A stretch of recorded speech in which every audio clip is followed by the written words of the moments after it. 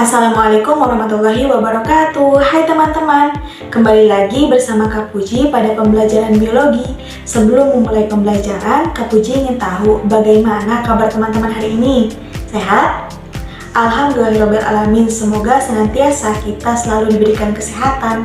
Pada pertemuan hari ini, teman-teman tahu tidak kita akan mempelajari materi apa?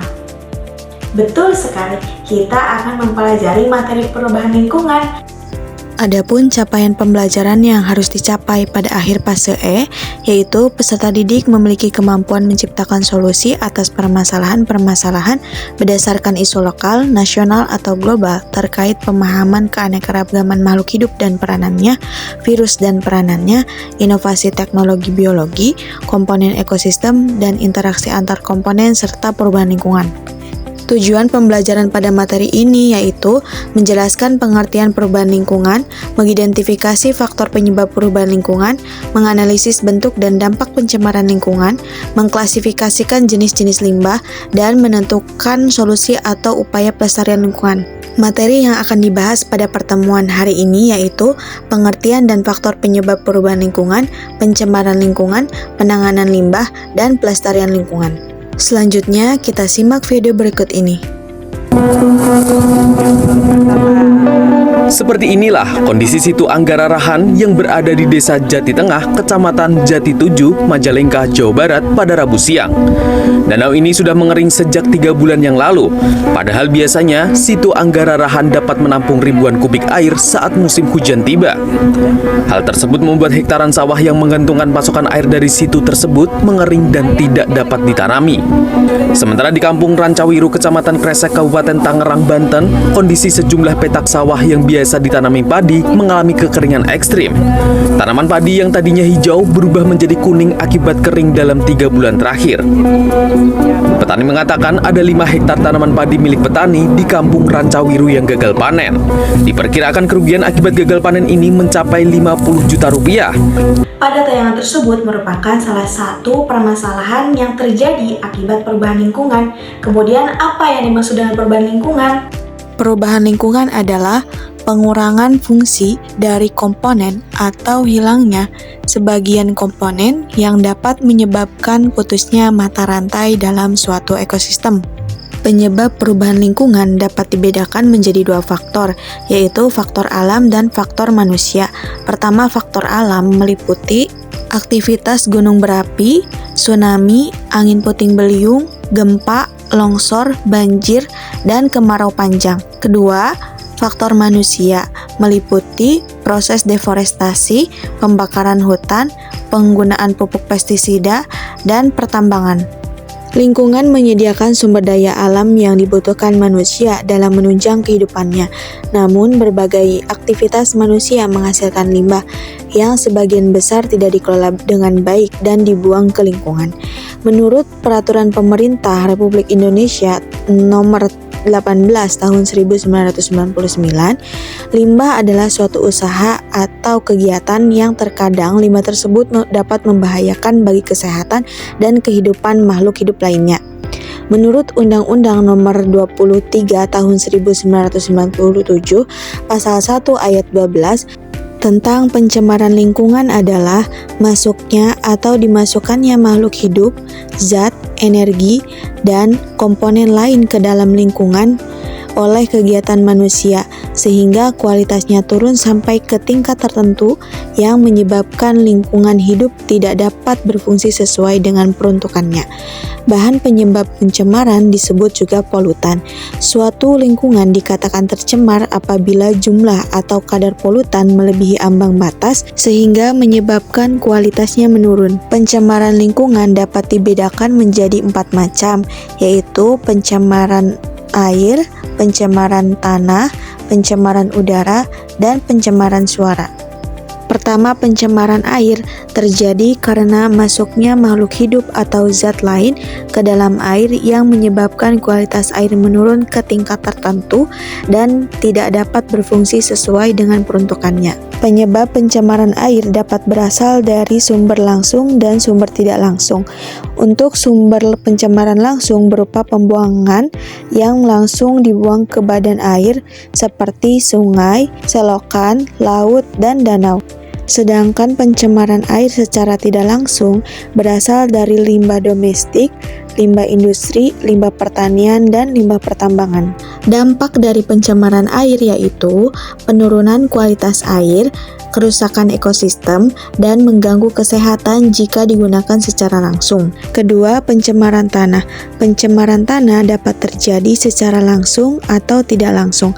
Pencemaran tanah secara langsung terjadi jika zat pencemaran mencemari tanah seperti dari penggunaan insektisida, fungisida, herbisida, diklorodifeniltrikloroetana, dan pupuk kimiawi secara berlebihan. Sedangkan pencemaran tanah secara tidak langsung terjadi melalui perantara air dan udara, seperti limbah yang dibuang ke sistem perairan, zat sisa pembakaran dari pabrik, dan kendaraan bermotor yang dibuang ke udara.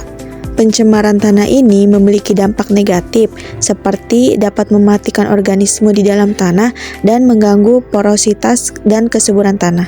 Ketiga, pencemaran udara terjadi karena meningkatnya kegiatan industri atau penggunaan bahan bakar fosil untuk kendaraan bermotor, sehingga dapat menyebabkan banyaknya polutan yang terbuang ke udara. Terdapat beberapa zat yang dapat menyebabkan pencemaran udara, yaitu karbon monoksida, nitrogen oksida, klorofluorokarbon, ozon, karbon dioksida, dan belerang oksida. Dampak yang dihasilkan dari pencemaran udara yaitu dapat menimbulkan berbagai macam permasalahan iklim dan kesehatan. Dan terakhir, pencemaran suara. Pencemaran suara adalah suara yang tidak diinginkan, mengganggu, dan merusak pendengaran. Pencemaran suara dapat disebabkan oleh suara bising kendaraan bermotor, pesawat terbang, mesin pabrik, dan radio tape. Adapun dampak yang dihasilkan dari pencemaran suara yaitu peningkatan stres, sakit kepala, peningkatan darah, dan kecacatan dalam hal pendengaran. Limbah merupakan zat atau bahan yang dihasilkan dari kegiatan produksi di pabrik atau dari aktivitas rumah tangga sehari-hari. Jika limbah ini tidak dikelola dengan baik, maka akan menumpuk dan menyebabkan permasalahan bagi lingkungan. Limbah bisa mencemari tanah, air, dan udara yang dapat mengganggu keseimbangan ekosistem dan makhluk hidup lainnya. Limbah terbagi menjadi 4 jenis, yaitu limbah padat, limbah cair, limbah gas, dan limbah berbahaya atau B3. Pertama, limbah padat. Limbah padat memiliki ciri wujud padat atau setengah padat. Penanganan limbah padat terdiri dari beberapa langkah, seperti pengumpulan, pemindahan, pengelolaan. Pengelolaan dilakukan melalui composting, insenerasi, daur ulang, dan penimbunan aman. Kedua, limbah cair. Limbah cair memiliki ciri wujud cair dan dapat mengalir. Penanganan limbah cair terdapat langkah-langkah meliputi penggunaan instalasi pengolahan air limbah atau IPAL dan melakukan pengolahan fisik, kimia, dan biologi sebelum membuang limbah ke badan air.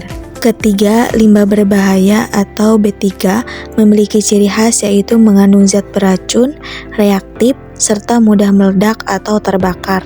Penanganan limbah B3 memerlukan prosedur yang khusus mulai dari pemilahan, penyimpanan, pengelolaan melalui metode filtrasi, netralisasi, bioremediasi, dan insinerasi. Keempat, limbah gas. Limbah gas merupakan zat sisa berbentuk gas yang dihasilkan dari berbagai aktivitas manusia maupun proses alami yang dilepaskan ke atmosfer dan berpotensi mencemari udara serta membahayakan kesehatan manusia dan lingkungan. Penanganan limbah gas meliputi penggunaan cerobong asap yang tinggi, penginstalan filter, pengendalian emisi, dan pemantauan kualitas udara secara rutin. Pengelolaan lingkungan hidup sudah menjadi kewajiban pemerintah dalam mengelola lingkungan hidup. Selain itu, pemerintah juga sudah mengeluarkan kebijakan dalam mendorong pelestarian lingkungan. Dasar hukum dalam pelestarian lingkungan yaitu tertuang pada Undang-Undang Nomor 5 Tahun 1990 tentang Konservasi Sumber Daya Alam dan Ekosistem dan Undang-Undang Nomor 51 Tahun 1993 tentang analisis mengenai dampak lingkungan yang merupakan kewajiban bagi setiap industri atau kegiatan pembangunan yang berpotensi menimbulkan dampak serius bagi lingkungan. Pengelolaan lingkungan adalah upaya terpadu dalam pemanfaatan, penataan, pemeliharaan, pengawasan, pengendalian, pemulihan, dan pengembangan lingkungan. Pengelolaan lingkungan hidup mempunyai tujuan, yaitu mencapai keselarasan hubungan antara manusia dengan lingkungan, mengendalikan pemanfaatan sumber daya alam secara bijaksana, mewujudkan manusia sebagai pembina lingkungan, melaksanakan pembangunan berwawasan lingkungan untuk kepentingan generasi sekarang dan mendatang, dan melindungi negara terhadap dampak kegiatan di luar wilayah negara yang menyebab kerusakan dan pencemaran lingkungan. Pelestarian lingkungan merupakan upaya penting dalam menjaga keseimbangan ekosistem dan mendukung kehidupan manusia, di mana setiap individu dapat berkontribusi melalui pengurangan limbah, penggunaan energi terbarukan, dan pelestarian keanekaragaman hayati. Upaya yang dapat dilakukan untuk mengatasi permasalahan-permasalahan yang dihasilkan yaitu reboisasi, rehabilitasi, penerapan prinsip 3R, reduce, reuse, dan recycle. Sekarang waktunya diskusi bersama kelompokmu berdasarkan tampilan pada video permasalahan di awal tentang apa saja dampak utama dari kemarau panjang yang ada dalam video, apa saja tantangan yang dihadapi masyarakat ketika mengalami krisis air akibat musim kemarau, dan berikan solusi jangka panjang apa yang paling efektif untuk mengurangi dampak kemarau panjang berdasarkan informasi dalam video. Waktunya kuis.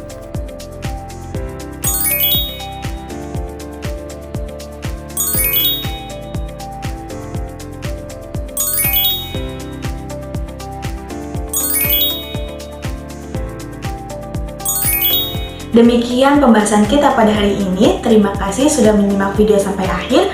Wassalamualaikum warahmatullahi wabarakatuh.